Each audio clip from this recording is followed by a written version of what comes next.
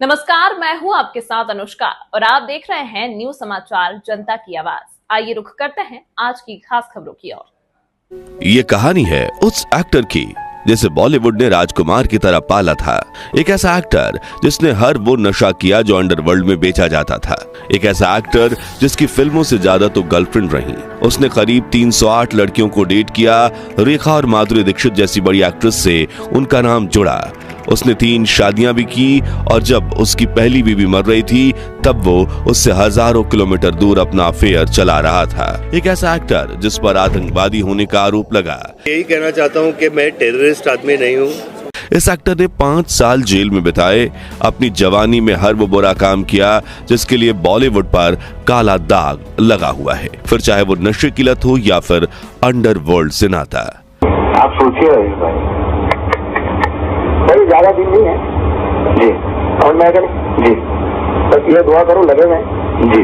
लेकिन फिर सिर्फ एक फिल्म से दर्शकों ने उसकी हर गलती माफ कर दी और बना दिया सुपरस्टार। हम बात कर रहे हैं बॉलीवुड के संजू बाबा और संजय दत्त की। लेकिन क्या संजय दत्त वाकई उस शोहरत और शान के हकदार हैं? क्योंकि उनका नाम 1993 के बॉम्बे ब्लास्ट से भी जुड़ा था जिसमें 257 लोग मारे गए थे। आज जानेंगे बॉलीवुड के सुपरस्टार कहे जाने वाले संजय दत्त की ड्रग्स की लत से लेकर 308 गर्लफ्रेंड्स और टाडा केस की पूरी कहानी। लेकिन उससे पहले ऐसी आंख खोल देने वाली वीडियोस लाने की हमारी कोशिश को सपोर्ट करने के लिए एक लाइक और कमेंट जरूर कीजिए। 29 जुलाई 1959 के दिन बॉलीवुड के मशहूर अभिनेता सुनील दत्त और अभिनेत्री नरगिस दत्त के घर संजय दत्त का जन्म होता है। संजय को बॉलीवुड में राजकुमार की तरह पाला जाता था। सिर्फ 6 साल की उम्र में संजय ने अपने माता पिता से सिगरेट पीने की आदत की जिद की थी और 9 साल की उनके पिता ने जो आधी सिगरेट पी के फेंक दी थी, संजय ने उसे उठाकर पहली बार सिगरेट का कश लगाया था। 11 साल की उम्र में उन्होंने शराब पीना शुरू कर दिया। स्कूल की पार्टीज, दोस्तों के बीच वो बियर और रम के ग्लास ऐसे पकड़ते जैसे कोई चॉकलेट का पैकेट हो।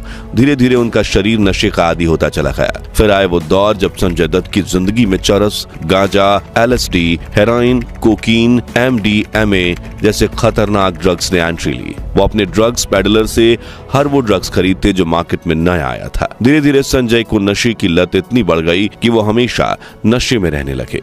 उन्होंने एक इंटरव्यू में कहा था कि मैं रोज सुबह उठकर सोचता था कि आज कौन सा नशा करूं और रात को सोचता था कि भगवान प्लीज मुझे सुला दे, मैं सुबह उठना नहीं चाहता। और जब उनके पिता सुनील दत्त अपने बेटे के हाल को देखकर रिहैब सेंटर ले गए तो संजय ने पेपर में लिखे सभी ड्रग्स के पास टिक कर दिए। तभी डॉक्टर ने उनसे हैरान होकर कहा था, तुम अब तक जिंदा कैसे हो?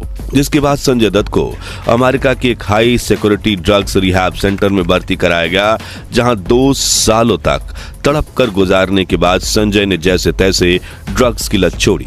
कहा जाता है कि जब संजय की मां नरगिस दत्त की मौत हुई थी तब भी संजय रिहैब सेंटर में ही थे। ड्रग्स के साथ संजय दत्त की एक और बुरी आदत थी, अनगिनत प्रेमिकाएं बनाने की आदत। संजय दत्त ने खुद कहा था कि मैंने करीब 308 लड़कियों को डेट किया है। शायद गिनती भी गलत हो क्योंकि कुछ नाम तो अब याद भी नहीं। स्कूल और कॉलेज में हर हफ्ते उनकी गर्लफ्रेंड्स बदलती थीं। उन्होंने कई लड़कियों का दिल तोड़ा, यहाँ तक कि एक बार तो वो अपने ही दोस्त की प्रेमिका के साथ सो गए थे, जो किस्सा संजू फिल्म में भी दिखाया गया है। लेकिन कॉलेज में उन्हें पहली बार सच्चा प्यार हुआ टीना मुनीब से, जो आज टीना अंबानी है।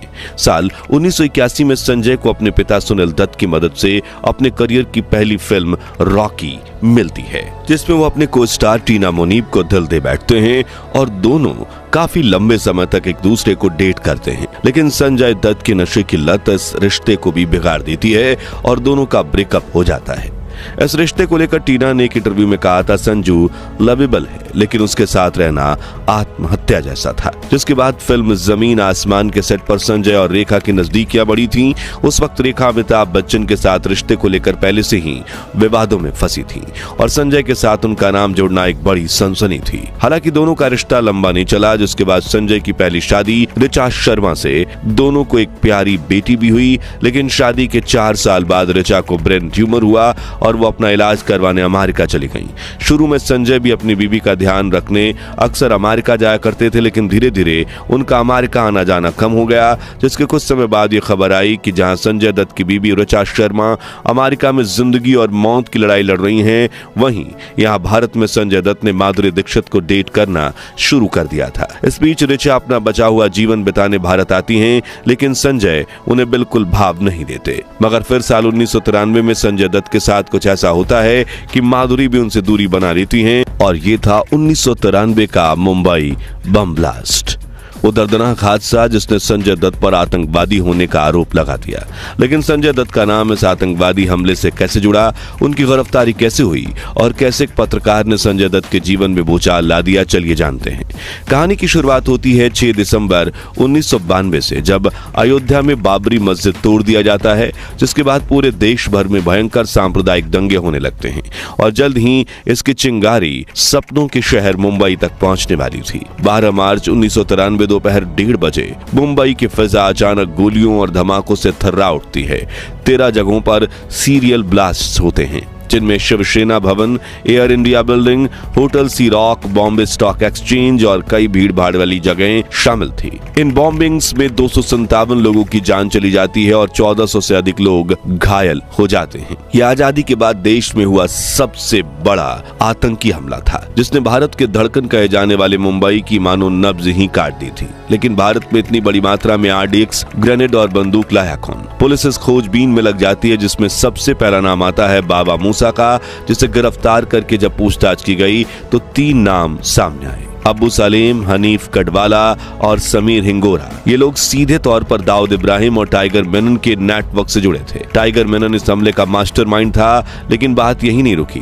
पुलिस को यह पता चला कि हनीफ और समीर सिर्फ माफिया के आदमी नहीं, बल्कि संजय दत्त के बेहद करीबी थे। इन्होंने संजय की हिट फिल्म साजन को डिस्ट्रीब्यूट किया था और अक्सर उनके घर आते जाते रहते थे। पुलिस को आगे जांच में पता चला कि 16 जनवरी 1993 को अबू सलीम और अंजुम परवेज RDX और हथियारों की एक भारी खेप लेकर मुंबई पहुंचे। इनमें 7 AK-56 राइफलें, 9 हैंड ग्रेनेड और सैकड़ों कारतूस शामिल थे। इनमें से एक AK-56, एक मैगजीन और कुछ कारतूस और एक पिस्तौल संजय दत्त के बांद्रा स्थित पॉली हिल के बंगले पर पहुंचाई गई। पुलिस के अनुसार ये डिलीवरी हनीफ कटवाला ने खुद की थी। इधर बॉम्बे ब्लास्ट के तुरंत बाद संजय दत्त फिल्म शूटिंग के लिए मॉरिशस चले गए थे और पुलिस ने जब समीर हिंगोरा और हनीफ को पकड़कर पूछताछ की, तब उन्होंने सीधे सीधे संजय का नाम ले लिया। लेकिन संजय दत्त सिर्फ एक एक्टर नहीं, बल्कि कांग्रेस के MP सुनील दत्त के बेटे थे। इसलिए पुलिस ने इस हाई प्रोफाइल केस को दुनिया की नजरों से बचाए रखा और संजय दत्त के आने का इंतजार करने लगे। लेकिन ये खुलासा सबसे पहले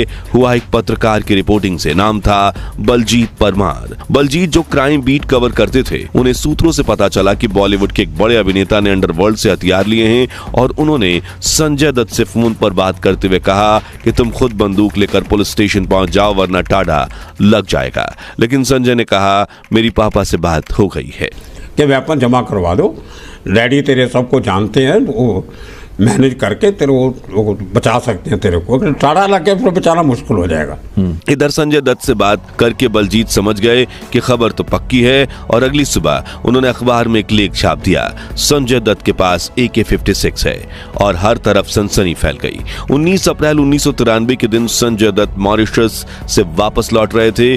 जैसे ही एयरपोर्ट पर उनका विमान उतरा, पुलिस पहले ही से तैयार खड़ी थी। जब उन्हें रोका गया तो संजय पहले घबराए नहीं, लेकिन जैसे ही पुलिस ने टाड़ा का जिक्र किया, संजय के चेहरे के रंग उड़ गए। उन्हें पुलिस स्टेशन ले जाया गया और जैसे ही यहाँ पर एंट्री होती है उस अफसर की जो इस केस को लीड कर रहे थे, राकेश मारिया, एक सख्त लेकिन ईमानदार पुलिस ऑफिसर जो बाद में मुंबई पुलिस के कमिश्नर भी बने। कहा जाता है कि जब संजय दत्त पुलिस के सामने बैठे और मासूमियत दिखा रहे थे तो राकेश मारिया ने गुस्से में उसे एक जोरदार थप्पड़ मारा और कहा, AK-56 कोई पटाखा नहीं संजय। यही वो पल था जब संजय का नकाब उतरने लगा। उन्होंने धीरे धीरे कबूल किया कि उन्होंने हथियार अपने घर पर रखे थे। संजय का कहना था कि मेरे पिता उस वक्त राजनीति में थे, मुझे अपने परिवार की सुरक्षा की चिंता थी। लेकिन सवाल ये उठता है कि अगर संजय को वाकई सिर्फ सुरक्षा सुरक्षा चाहिए थी तो उन्होंने अवैध तरीके से अंडरवर्ल्ड से हथियार क्यों लिए? और सिर्फ हथियार ही नहीं, संजय दत्त पर आरोप था कि उन्होंने विस्फोटकों से भरी कार को छुपाने में मदद की और जिन हथियारों की सप्लाई मुंबई ब्लास्ट में की गई थी उनमें से कुछ उनके पास थे।